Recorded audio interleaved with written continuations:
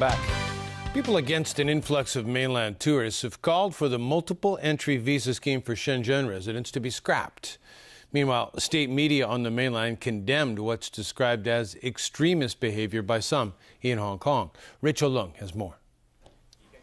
The Neo-Democrats and Population Policy Concern Group, along with more than 100 members of the public, published an advertisement in local newspapers today, criticizing the government over an influx of mainland tourists. They called for the cancellation of the multiple entry visa scheme for Shenzhen residents. These travelers are actually just take Hong Kong as a big supermarket.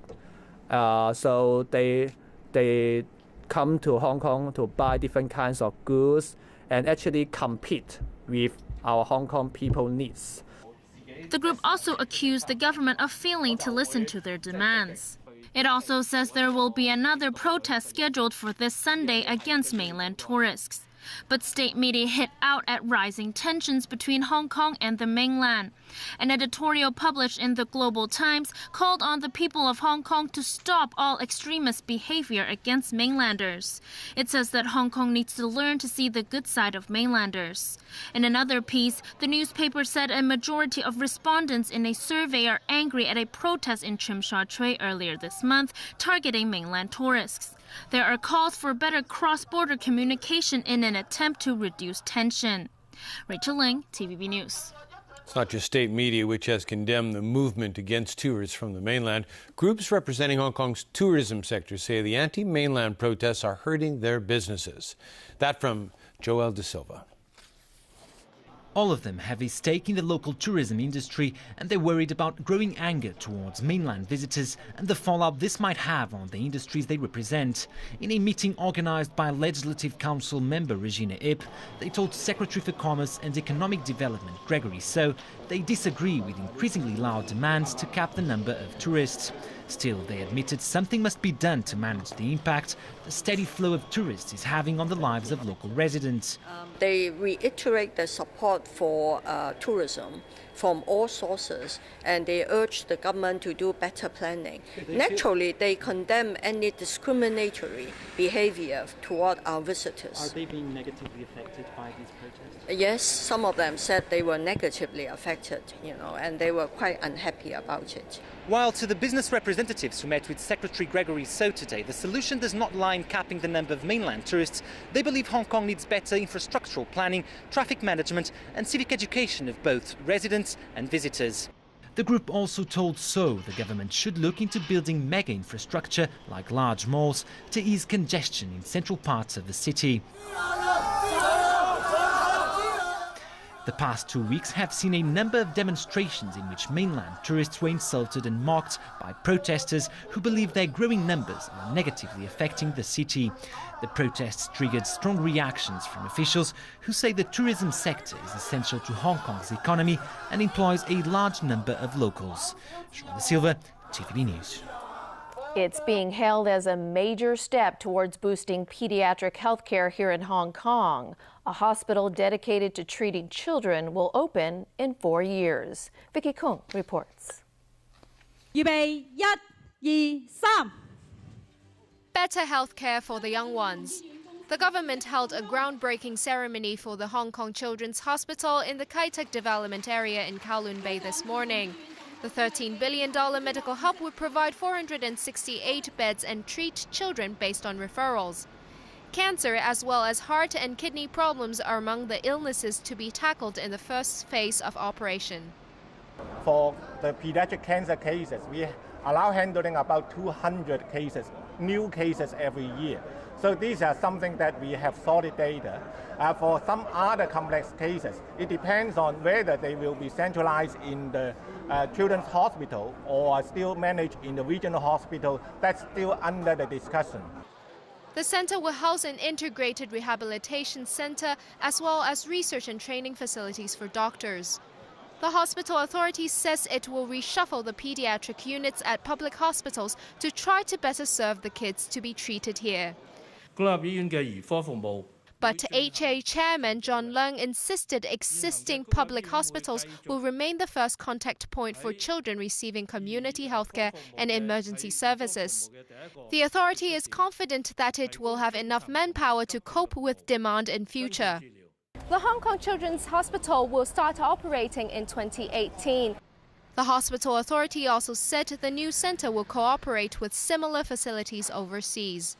Vicky Kong, TVB News. To Turkey, where there are fresh calls for prosecutors to investigate Prime Minister Recep Tayyip Erdogan for corruption. The move comes one day after audio recordings surfaced of Erdogan purportedly ordering his son to dispose of vast amounts of cash amid a graft probe. Erdogan met with Turkey's intelligence chief shortly after the recordings began circulating on the internet. A statement by the Prime Minister's office insists the tapes were fabricated and that legal action would be brought against the perpetrators. The corruption scandal erupted late last year with the detention of businessmen close to Erdogan, as well as the sons of 3 ministers. Uganda's president has signed a controversial bill that imposes harsh penalties for homosexual sex. Yoweri Museveni said the bill is necessary because the West was promoting homosexuality in Africa. Under the law, first offenders face 14-year jail terms and repeat offenders face life in prison. A similar anti-gay law was signed a month ago in Nigeria, sparking increased violence against gays. While the law appears to have popular support in Uganda, it was roundly denounced in the West. This law is more than an affront and a danger to the gay community in Uganda. It reflects poorly on the country's commitment to protecting the human rights of its people and will undermine public health, including efforts to fight HIV/AIDS. The Secretary General is seriously concerned about the negative impact of the Anti-Homosexuality Act signed into law by the President of Uganda today. He shares the view of the High Commissioner for Human Rights that this new law violates human rights. It will institutionalize discrimination, restrict the vital work of human rights activists, and could trigger violence.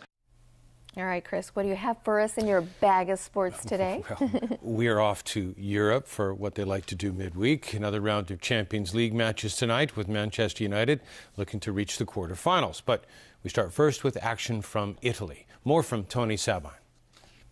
And that is a wrap of our news. Thanks for watching. Good night.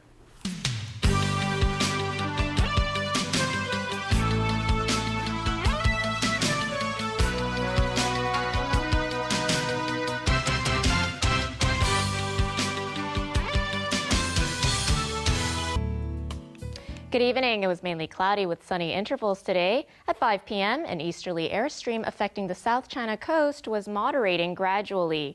And today's temperatures ranged from 17.3 to 20.9 degrees, and the relative humidity was between 77 to 91%. The current temperature is now standing at 19 degrees Celsius, and the relative humidity is 91%. So, Freddie, how's the weather tomorrow?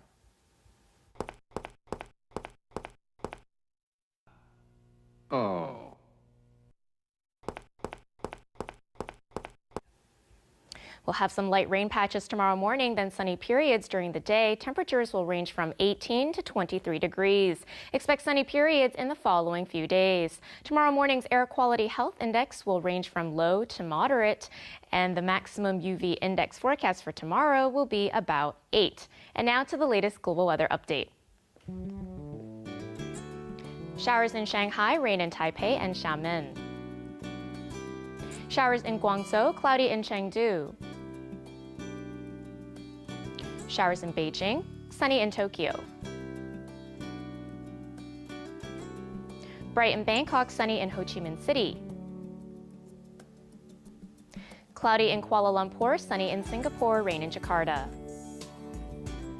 Sunny in Karachi, bright in Mumbai. Sunny in Cairo, showers in Nairobi. Bright in Brisbane, sunny in Auckland. Bright in Toronto and New York. Cloudy in Vancouver, foggy in San Francisco and Los Angeles. Showers in Paris, Amsterdam and Zurich. And that's the weather. Good night.